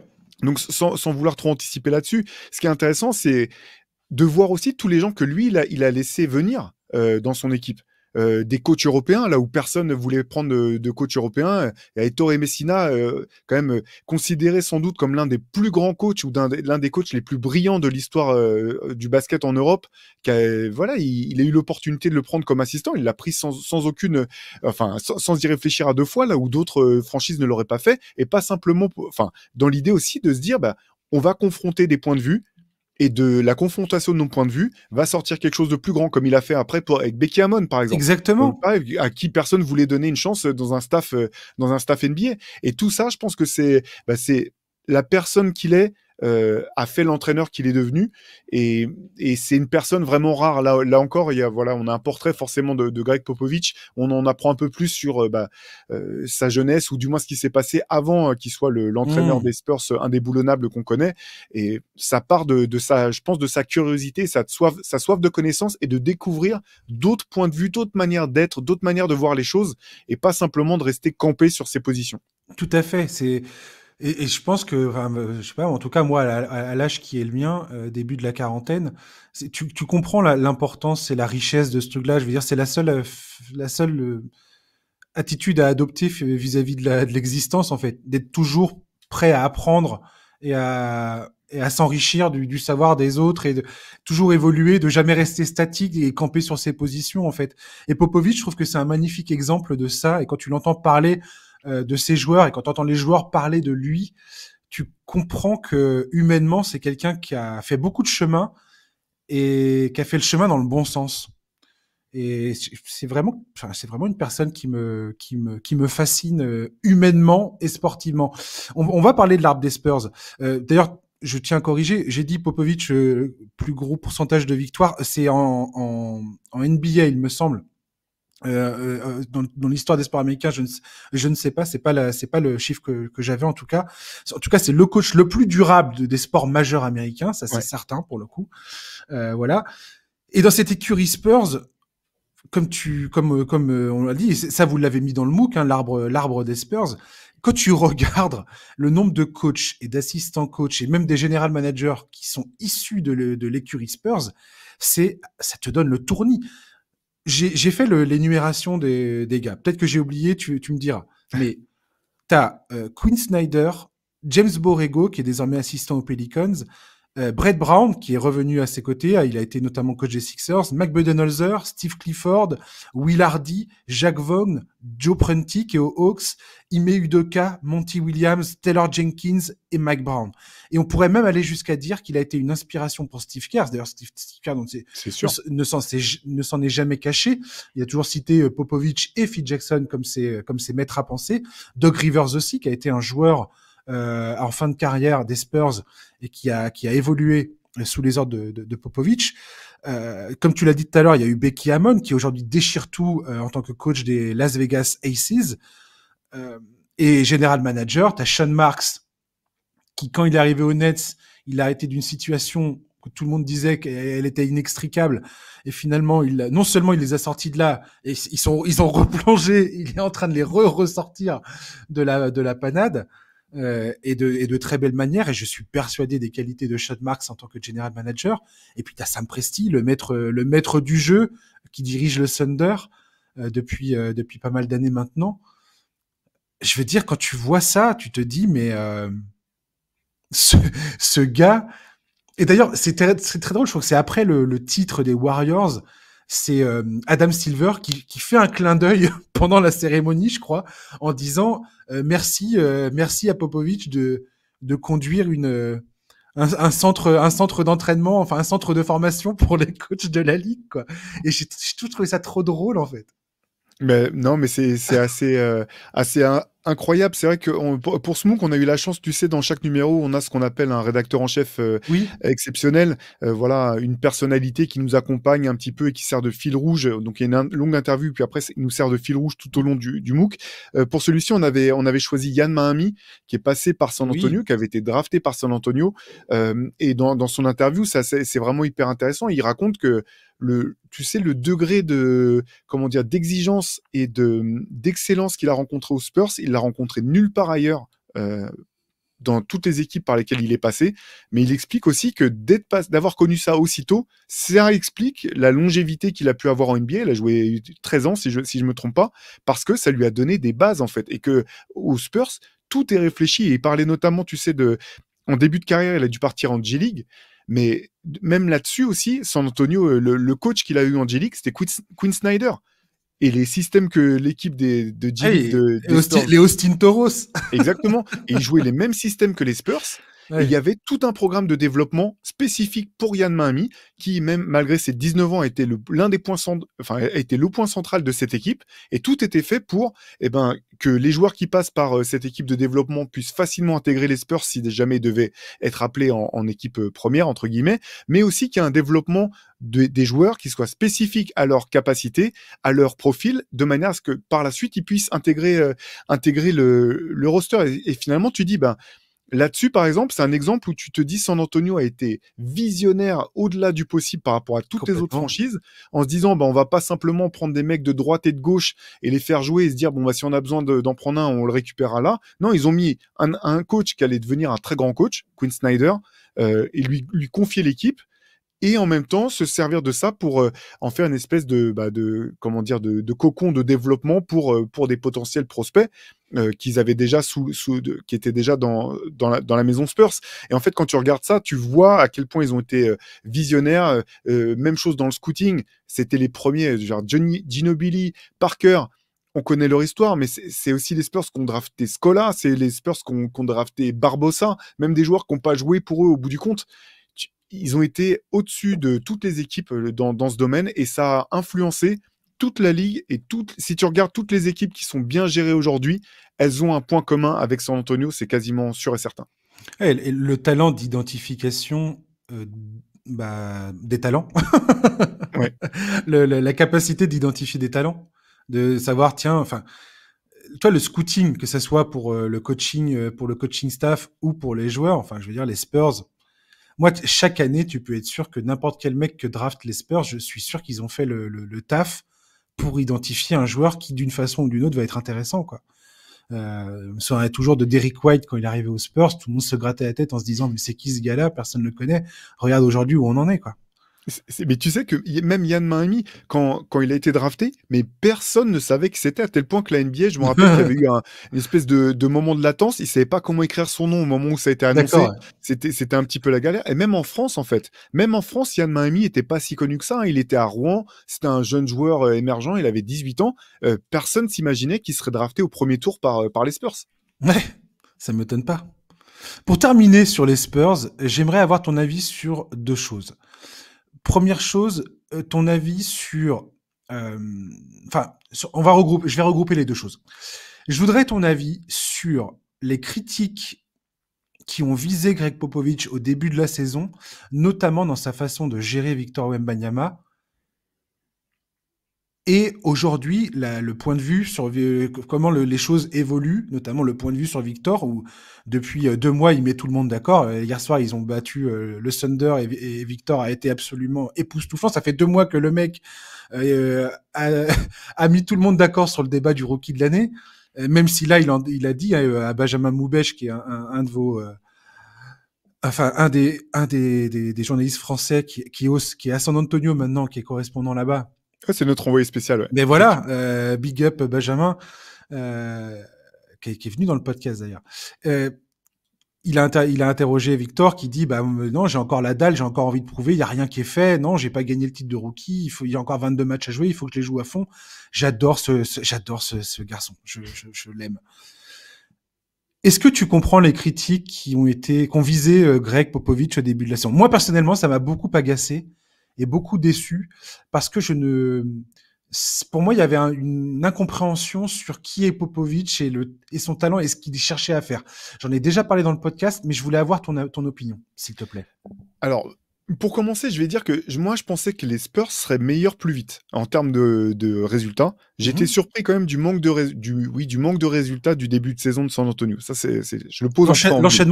L'enchaînement des défaites. Voilà, exactement. Je pensais quand même que voilà, ça, je le pose en préambule. Derrière, par contre, j'ai pas compris du tout. Après, ça va avec l'époque. Hein. Il y a Mhm. peu de place pour les zones grises. Hein. Tout est soit fantastique, soit honteux et, euh, et, euh, et dégueulasse. Mais quand je voyais passer des commentaires de genre ouais, mais Greg Popovich, il fait n'importe quoi, il est trop vieux, ça a aucun sens ce qu'il fait. Pour moi, c'était assez clair. L'objectif de San Antonio, c'est pas d'être champion NBA en 2024, c'est de développer les jeunes joueurs qu'ils ont pour voir ce qu'ils peuvent faire. Moi, j'ai bien aimé le choix d'avoir mis, enfin, j'ai bien aimé, je trouvais ça courageux de mettre Sohan en meneur sur le début de saison. Je pense que c'était assez clair ce qui essayait Mhm. d'être fait. C'était pas de faire de Jérémy Sohan le prochain Chris Paul. C'est C'était de se ça. dire, quand il y aura un vrai meneur à côté de lui, eh ben, on aura peut-être un Draymond Green. Parce qu'il aura développé du playmaking, il pourra gérer Sa une partie lecture. sa lecture, exactement. Donc, ça a été, je pense quand même, je suis pas sûr que Greg Popovich s'était attendu à ce que ça soit aussi compliqué, mais c'était du développement. Même chose un petit peu pour ce qui concerne Victor. Ce qui est incroyable dans la saison rookie de Victor, c'est qu'au moment où il devrait se prendre le mur du rookie en pleine tête, c'est là qu'il est en train d'exceller et de repousser même les attentes qu'on pouvait avoir pour sa saison rookie. Mais est-ce qu'il aurait pu faire la même chose s'il n'y avait pas eu comme une restriction sur son temps de jeu?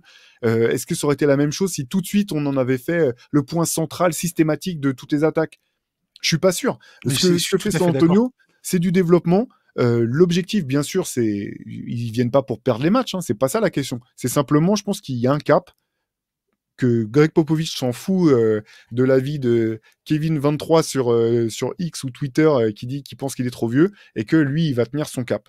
Maintenant, ça n'empêche pas que effectivement, ça fonctionne mieux avec un vrai meneur de jeu dans le 5 majeur.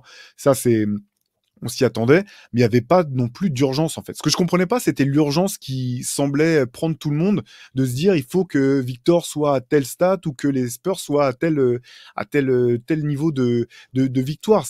Ils sont partis dans un marathon, ils ont la pièce la plus difficile à obtenir, un franchise player qui est un two-way player en plus. Et c'est dire, c'est pas on dit pas que c'est une licorne pour rien, Victor. Donc maintenant, le temps joue en la faveur des Spurs. Et puis, enfin, quel joueur, quoi. Enfin, je veux dire, on voit bien là, il y a plusieurs chiffres là qui sont sortis qui montrent que c'est le joueur le plus suivi sur les réseaux, euh, au même titre que LeBron, que Stephen Curry. Enfin, on l'a déjà dit dans ce podcast, Wembanyama répond à toutes les attentes qui étaient mis sur lui, et plus encore, j'ai envie de dire. Enfin, il est vraiment extrêmement impressionnant. Et pour moi, c'est pas un accident qu'aujourd'hui, exactement ce que tu viens de dire pour aller dans ton sens.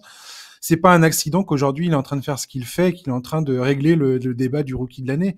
C'est parce que, et on voit bien dans l'effectif que tout ça est en train de prendre corps. Quand je vois le match d'hier face au Thunder ou les matchs précédents là sur le mois de février ou le mois de janvier, tu vois bien que les joueurs commencent à comprendre comment utiliser Victor, comment jouer ensemble, comment trouver leur position sur le terrain. Enfin, qu'est-ce qu'on leur demande de faire en fait. Et tu sens que c'est un apprentissage profond des fondamentaux. Et ça, Popovic en a parlé d'ailleurs. Il a dit, aujourd'hui, on est en train de bosser sur les fondamentaux. On n'est pas en train d'essayer forcément de gagner des matchs. J'essaie d'abord de faire les fondations du basket, qu'ils comprennent qu'est-ce qu'ils doivent savoir faire pour pouvoir gagner ensuite des matchs. C'est ça qu'il fait. Et ce que tu disais pour Sohan, c'est tout à fait ça. Et c'est pour ça qu'il perdait autant de matchs, notamment. C'est que d'une, Mbanyama était pas en poste 5, il était en poste 4, il évoluait à côté comment il s'appelle là, le Collins, Oui, de Zach Zach Collins. Collins, qui était mis en poste 5, mais c'était pour préserver physiquement Victor au début de la saison, justement, et Sohan pour développer sa capacité de lecture du jeu. Et quand tu vois Sohan aujourd'hui, bah, quand tu vois certaines passes qu'il comprend et le tempo, le tempo d'une passe, une lecture du jeu, une anticipation manifeste qu'il a sur le terrain, eh ben c'est parce qu'il en a bouffé, il a bouffé des balles perdues pendant 2 mois au début de la saison, quoi. Ouais, et puis C'est comme ça que t'apprends en fait. c'est ça. Et je pense aussi que Greg Popovich et les Spurs ont vraiment bien cerné et compris la personnalité de Victor Wembanyama, qui est un garçon plein de talent, mais qui est aussi ambitieux et qui semble ne rien détester plus que le fait qu'on essaie de le mettre dans une boîte. C'est Mm. vraiment, quand on l'entend parler, même depuis très jeune, tu sens que il veut pas qu'on l'enferme dans un rôle, il veut pas qu'on lui dise qu'il est pas capable de faire ci ou ça, et qu'il veut pouvoir avoir le temps de se développer et de comprendre qui il est. Et j'ai l'impression que c'est un petit peu ça aussi que les Spurs sont mis au centre de leur programme de développement pour Victor. Et forcément, quand tu fais comme ça, bah, il y a des ratés, il y a des choses qui fonctionnent pas. Ça prend du temps, mais moi, je continue, ce que je te disais à l'instant, je vois pas l'urgence pour San Antonio. Le temps est en leur faveur. C'est les autres équipes qui doivent se dépêcher de se dire, il faut qu'on gagne un titre maintenant, parce qu'après, il y a ce machin qui va se mettre en place à un moment, on va pas comprendre ce qui se passe, et on va reprendre pour 15 ans alors, dynastie, le terme est polémique, on en parle un peu dans le MOOC d'ailleurs, mais en tout cas, de cette présence, qui rôde, et tu sais que quoi qu'il arrive, il faudra que tu passes par San Antonio si tu veux être champion. J'ai jamais souhaité aussi quelque chose d'aussi fort de ma vie de fan NBA que la santé pour Victor, quoi. Oui, Clairement. d'ailleurs, pour l'instant, ça se passe plutôt bien, hein. Très très bien. Voilà, on lui prédisait tout un tas de blessures. Pour l'instant, voilà, tout se passe très bien. C'est le début, hein, bien sûr. Mais le truc aussi, c'est que Victor, même pour un grand, c'est pas un grand comme les autres, quoi. Donc, il y a aucun point de référence en fait C'est pour un sûr. joueur comme Victor. Je rappelle aux auditeurs que le MOOC sort le 5 mars. On peut le précommander encore ou pas? Absolument, ouais, c'est les derniers moments de précommande. Je crois que jusqu'à dimanche soir, si je me trompe pas, Ok. les frais de port, pardon, sont encore offerts pour la France métropolitaine. Donc, n'hésitez pas à aller sur Basket Session pour pouvoir le précommander. Voilà, le message est passé. On va parler de notre dernier sujet dans le podcast. On a déjà passé l'heure, mais c'est pas grave. On s'en fiche, on est bien. On va parler de la course au MVP. Euh, Il y a eu le dernier sondage réalisé par ESPN. C'est Tim Bontemps qui sonde un petit peu. Je crois que c'est la troisième fois qu'il fait ça depuis le début de la saison. Et donc, il demande un petit peu, il prend la température auprès des experts et ainsi de suite pour savoir vers quoi se dirigent les votes. Et donc, étant donné que Joel Embiid est désormais disqualifié, euh, le dernier sondage a démontré, donc c'était quoi, il y a 2 semaines à peu près, je crois que c'est sorti ce sondage, je sais plus, mais je crois que c'est ça. Attends, je vais regarder, c'était mi-février. Donc, c'est Nikola Jokic qui arrive en tête, Shai Gilgeous-Alexander qui arrive en 2, Giannis Antetokounmpo qui arrive en 3e position, et le top 5 se termine avec Luka Doncic et Kawhi Leonard. Première question, Théo, quel est ton favori pour le titre de MVP à l'heure actuelle?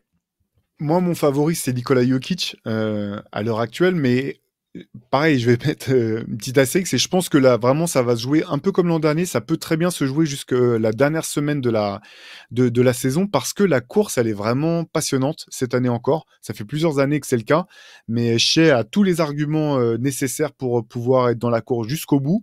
Je pense que Luka Doncic, si Dallas remonte au classement, aura des arguments aussi à faire valoir jusqu'au bout. Donc je pense que la course va vraiment être passionnante. Ouais, complètement, ouais. Je pense que Nikola Jokic, il est rendu à un niveau un peu comme Michael Jordan à son époque, ou LeBron James également a souffert de ça. C'est-à-dire, le gars est tellement fort de façon permanente, et là, il y a qu'à voir les perfs qu'il nous a sortis en sortie du All-Star Break. C'est n'importe quoi. On est d'accord, c'est juste Je n'importe suis quoi. d'accord. Mais d'un point de vue statistique, en fait, il est clairement... Joel Embiid, pour le coup, s'il était là, c'était lui le MVP sans aucune discussion possible. Euh, J'allais pas argumenter contre ça, il n'y a pas de problème. Mais Jokic, c'est assez impressionnant quand même d'un point de vue statistique, notamment les statistiques avancées. Voilà, c'est le chouchou des nerds. C'est clairement le mec qui, quand tu regardes ses stats avancées, bah, il est devant tout le monde dans presque toutes les catégories statistiques. Et en termes de valuable, c'est difficile de faire mieux que lui, quoi. Je regardais un petit peu les stats on and off des joueurs, des principaux joueurs. On va dire les quatre, de Jokic, Alexander, Alexander, Doncic et Antetokounmpo. On est d'accord que valuable, c'est quand c'est sur le terrain, tu portes ton équipe. Quand t'es pas là, c'est la disette. Le différentiel de points de Nikola Jokic quand il est sûr et pas sur le terrain à Denver, c'est plus 20,1 points toutes les 100 possessions, le différentiel. C'est de loin le plus élevé des quatre gars. Derrière, tu as Shai Gilgeous-Alexander qui a plus 11,6. Tu as Luka Doncic qui est à plus 6,1. Et oui, t'as Giannis avant lui qui est là de plus 10,5. Et après, en quatrième, t'as Luka Doncic à plus 6,1. En box plus minus, c'est Nikola Jokic qui domine la ligue également.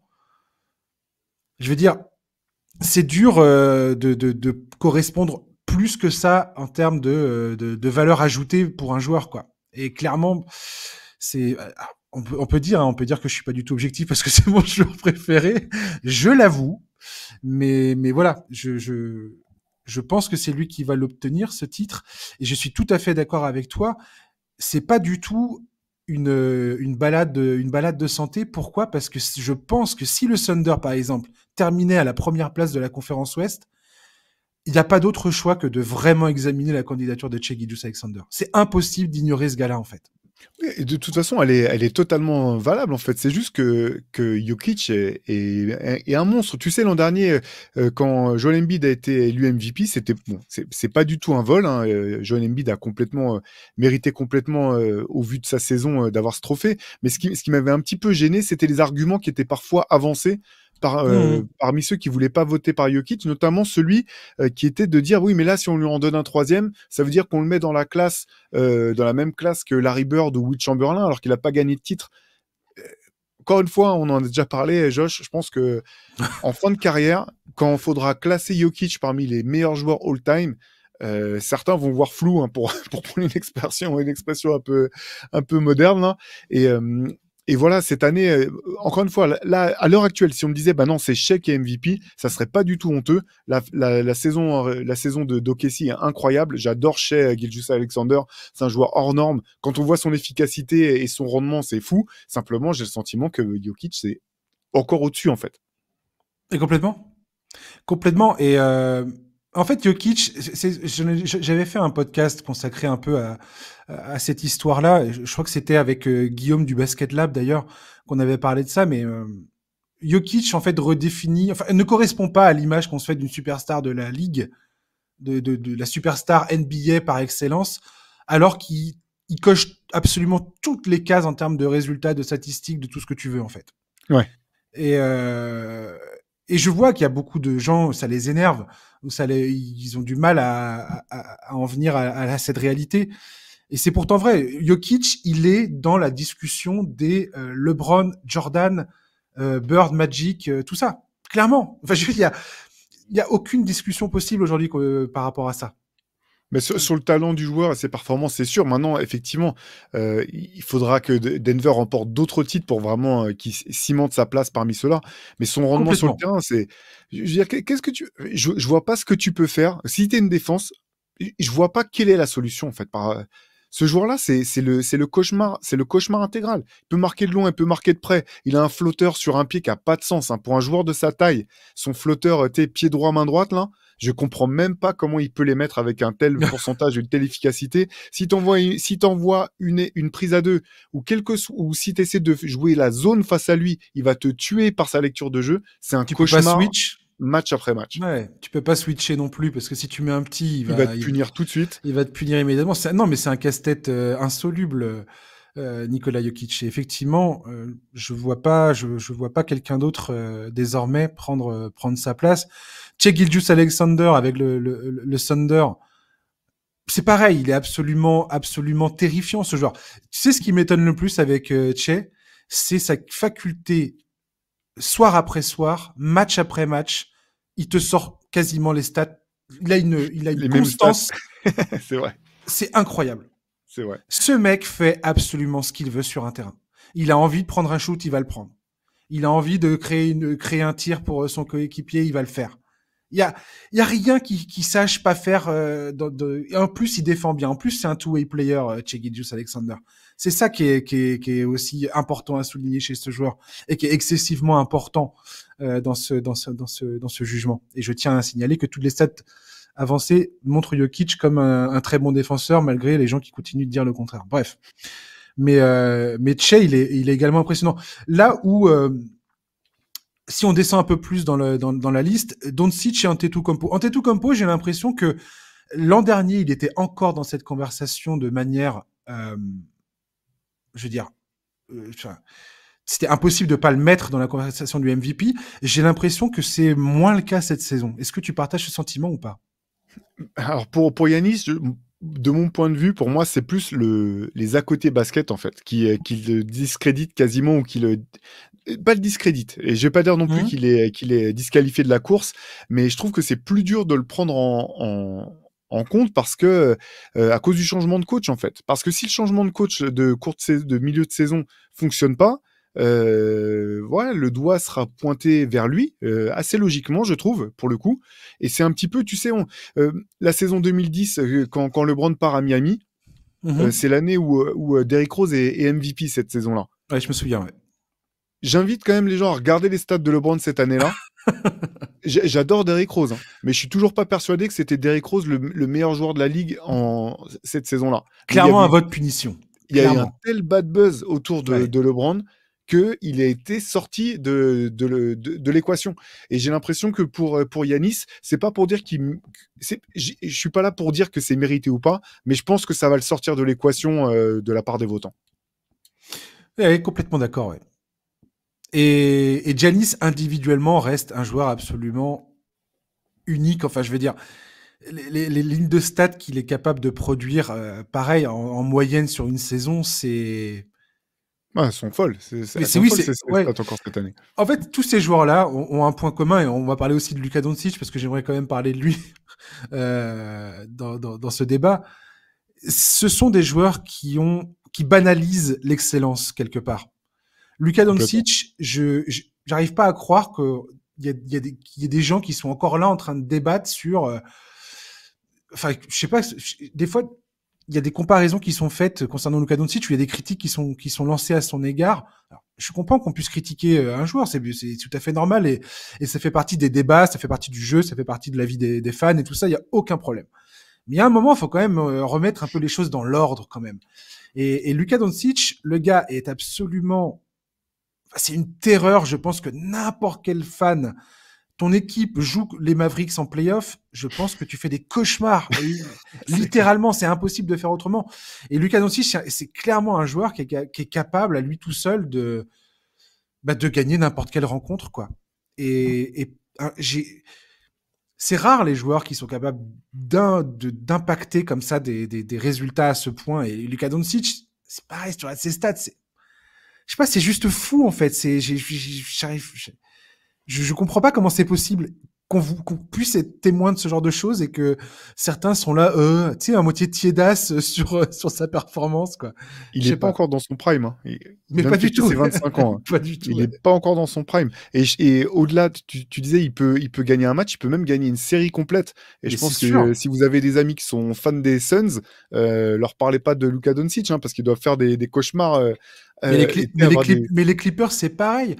Les Clippers, quand ils se montent avec Kawhi et Paul George, tout le monde dit les Clippers, ils vont être, ça va être des gars impossibles à battre et tout ça. À chaque fois, ils rencontraient les Mavericks au premier tour, ils se tapaient des séries en 7 matchs. Le gars, il les faisait tourner dans tous les sens. Et quand t'es défendu par Kawhi et Paul George et que t'arrives quand même à faire tes matchs, tu fais quelque chose de bien, non? Ben non, mais c'est clair. Et pour Luka, je pense que le plus gros, comment dire, le plus gros obstacle pour qu'il soit élu MVP à l'heure actuelle, c'est le bilan des Mavs, mais la saison est pas finie. Et c'est pour ça que je pense que vraiment, ça va être la course au titre, au trophée de MVP va être passionnante jusqu'à la fin, parce que si Dallas remonte vraiment au classement d'ici la fin de saison, la question va se poser de plus en plus parce que voilà, moi j'aime bien cette équipe de Dallas. Je pensais, j'étais hyper comment dire, je les voyais être bons cette année en début de saison. à l'heure actuelle, là, les changements qu'ils ont fait à la trade deadline ont été extrêmement pertinents. Ça Incroyable. fonctionne parfaitement. Leur défense commence à vraiment ressembler à quelque chose et même à être vraiment complexe à jouer. Je pense que Dallas va grimper et va continuer d'enchaîner les bons résultats. Et comme tu le disais, il n'y a aucune équipe qui voudra croiser Dallas en playoff. Et l'un des arguments principaux de ce raisonnement, c'est que, à part peut-être contre Denver, Dallas aura systématiquement le meilleur joueur sur le terrain. Ouais. Complètement, ouais. Ces playoffs à l'Ouest vont être. On dit ça tous les ans. Hein. J'ai l'impression Oui, c'est vrai. d'être un disque rayé, mais cette saison. En fait, ce que j'apprécie beaucoup dans la conférence Ouest depuis 2, 3 saisons là, c'est qu'il n'y a pas d'équipe absolue, dominante absolue. En fait, tout va être une question de match-up et Ouais, c'est de clair. et aussi l'état de forme de l'effectif une fois arrivé en playoff quoi. Mais mais tu peux avoir une équipe qui est très forte et ils vont avoir un adversaire qui va vraiment les mettre mal sur 2, 3 points statistiques, 2, 3 secteurs de jeu où ils sont vraiment en galère et ça peut faire tourner la série quoi. Et tu peux te faire sortir alors que tu aurais probablement battu 90% des autres équipes, mais non, cette équipe-là, tu peux rien contre elle quoi. C'est aussi ça le playoff. Pour terminer cette conversation de MVP, j'aimerais revenir sur un joueur dont les médias américains parlent de plus en plus dans cette course-là, bien qu'il ne figure dans quasiment aucun des classements, mais c'est comme ça. Mais son cas est intéressant. C'est Jason Tatum des Celtics qui a déclaré récemment qu'il se considérait comme étant le meilleur joueur de la NBA. Et pareil, on peut ricaner, on peut dire ce qu'on veut. T'as besoin d'avoir un ego comme ça en NBA, sinon tu survis pas. Moi, je serais jamais choqué d'entendre un joueur dire ça. C'est impossible de fonctionner autrement. Comment tu veux être à ce point, à ce niveau d'excellence, si t'es pas persuadé que tu es ce joueur-là, quoi. Bref. Mais j'aimerais avoir ton opinion sur Jason Tatum, sur la saison de Boston et ton niveau de sérénité sur le parcours des Celtics. Bah écoute, Jason Tatum, ce qui est sûr, c'est que c'est le meilleur joueur de la meilleure équipe NBA. Donc Ça, c'est voilà, bien dit. c'est déjà suffisamment impressionnant en soi. Il continue de progresser. Ça, c'est super. La question par rapport au MVP, je pense qu'il est quand même en dessous en termes de rendement pur et même en regardant les stats de très près des joueurs dont on a parlé précédemment. Ça veut pas dire que c'est pas un bon joueur. C'est juste que là, cette année, je pense que ça sera trop juste. Sans doute. Alors on peut dire c'est parce qu'autour de lui c'est très fort, mais toujours est-il que c'est comme ça. Boston, je trouve vraiment Boston impressionnant. Ils ont leur 5 majeur est fou en fait comment dire de qualité, de jeu. En plus maintenant il y a vraiment des automatismes qui ont été trouvés en attaque, en défense. C'est assez dingue à voir jouer. Moi j'ai juste comment dire, si je devais pointer une inquiétude, c'est pas une inquiétude, une question en fait, c'est plus ça, c'est une Ouais. question, c'est j'attends de voir si effectivement l'efficacité à 3 points des Celtics pourra se maintenir tout au long Ouais. des playoffs. Je pense que voilà, l'essentiel de leur jeu est axé autour de ça. C'est l'équipe qui prend le plus de tirs à 3 points de la ligue. Ils ont un très bon pourcentage, je crois qu'ils sont à quelque chose comme 38%, un truc comme ça. Mais on sait aussi qu'en playoff, c'est un pourcentage qui systématiquement est amené à baisser, que les équipes les plus malines ou les mieux organisées arrivent à perturber un peu plus les shooters longue distance qu'en saison régulière. Donc voilà, ma question c'est ça, c'est est-ce que Boston, si tout roule, bon bah pas de problème, mais s'il y a besoin de faire changer le style de jeu ou d'apporter un peu plus d'alternance dans le jeu, est-ce que Boston saura le faire ou est-ce que cette équipe, aussi incroyable soit-elle, comment dire, peut être à la merci de tomber sur une défense qui les perturbera trop pour trouver de l'alternance dans le scoring. Mais j'irais même plus loin. Et je suis tout à fait d'accord avec tout ce que tu viens de dire parce que c'est effectivement ça le problème de Boston. C'est le régime alimentaire, j'allais dire. Leur régime, la répartition des points de cette équipe qui m'inquiète. C'est-à-dire que tout repose tellement, et ça, pareil, j'en ai déjà parlé dans le podcast, tout repose tellement sur le shoot extérieur et sur notamment leur capacité à tirer à 3 points et à nourrir la marque en faisant des barrages de tirs à 3 points qui noient l'équipe adverse.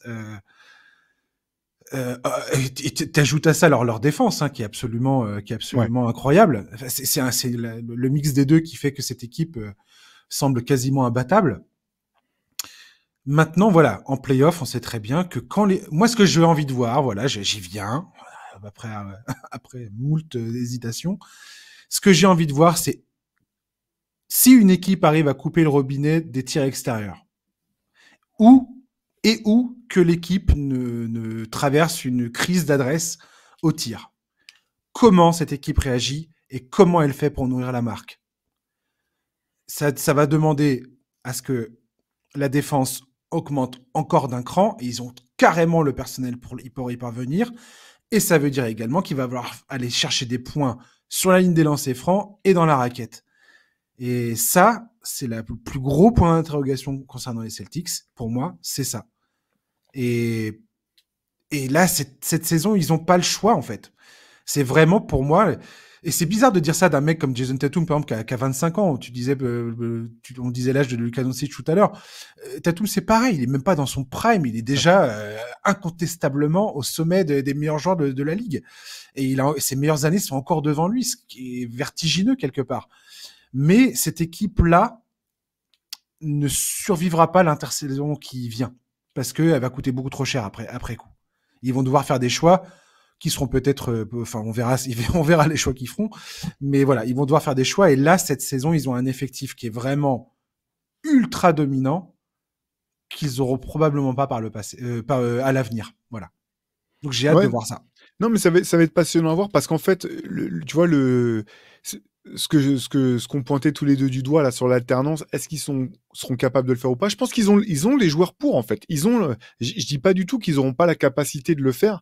La question, c'est vraiment, est-ce qu'ils arriveront dans un moment quand ils seront dans le dur, c'est ce que tu disais, d'avoir les ressources, à la fois en termes d'énergie de groupe, en termes de plan de jeu proposé par le staff, et aussi en termes de répétition, parce qu'en fait, ce qui est un peu dur, c'est quand tu as brillé toute une saison de 82 matchs avec une façon de jouer, c'est pas forcément facile de se réinventer et de retrouver des automatismes de scoring dans un autre profil du jour au lendemain. Voilà, finalement, si je devais te donner une équipe qui serait capable, je pense, de les embêter, je pense forcément à Miami, pas forcément, pas du tout, parce que en termes de talent, tu dis bah non, Miami est bien en dessous, mais s'il y a bien une équipe qui est capable de venir t'embêter là où t'as pas envie, et qui peut vraiment te perturber, te sortir de ton rythme, c'est une équipe comme Miami. Et j'attends de voir simplement. Je dis pas du tout que Boston n'en sera pas capable. Je pense que cette équipe a tous les arguments et tous les atouts pour le faire. Mais tant que ça n'a pas été fait, ça n'a pas été fait. Le match-up des Celtics peut être vraiment compliqué au premier tour. Tout à l'heure, on parlait de Philadelphie qui peut dégringoler, qui peut continuer de dégringoler jusqu'au retour de Joel Embiid. Et ça serait vraiment pas facile de se taper les Sixers comme ça si Joel... retouche à un minimum son niveau le niveau qu'il avait avant sa blessure. Les Pacers, je pense qu'ils peuvent également être embêtants pour Boston. J'avais bon espoir, moi, que Orlando joue les Celtics, mais Orlando, ils sont forts. Ils gagnent. Ça gagne des matchs. Hein. Ouais. 7 victoires, 3 défaites sur les 10 derniers matchs, 2 victoires consécutives en ce moment là. Donc, on verra, mais ça va être passionnant. Ouais. Ça va être passionnant, clairement. Merci Théo de m'avoir accompagné. Merci Josh. Finalement, tu n'as pas eu besoin de me jeter dehors à la fin du podcast comme on en avait parlé avant de prendre l'antenne. Mais j'étais pas loin, je pense. Je suis bavard. Mais c'est pour ça que je t'invite. C'est parce que c'est fluide. Hein, on est bien. 1h30, on est bien là. 1h30, c'est sympa. Peut-être que peu d'auditeurs sont allés jusque-là, on ne sait pas. On salue clairement, chaleureusement ceux qui sont encore présents avec leurs petites oreillettes là, en train de nous écouter, de faire je sais pas quoi, leur sport, leur course ou que sais-je. Voilà, donnez-nous des signes de vie pour savoir s'il faut qu'on prévienne votre famille ou pas, si vous êtes encore là à ce stade du podcast. Attends, je termine. Ils ont pas terminé là, ils font chier, ils traînent en longueur, c'est con là. À très bientôt Théo. Hein, à bientôt Josh, merci encore. Voilà, et puis chers auditeurs, merci de nous avoir écoutés, bien évidemment. Et on se retrouve la semaine prochaine pour un nouveau du podcast NBA Corner. Ce sera le retour de Charlie sur au micro du podcast. Voilà, d'ici là, passez une bonne fin de journée, un très bon week-end. N'oubliez pas, jusqu'à dimanche soir pour commander le MOOC, ce spécial Spurs avec les frais de port offerts. N'oubliez surtout pas ça. Et voilà, à la semaine prochaine. Ciao, bye bye.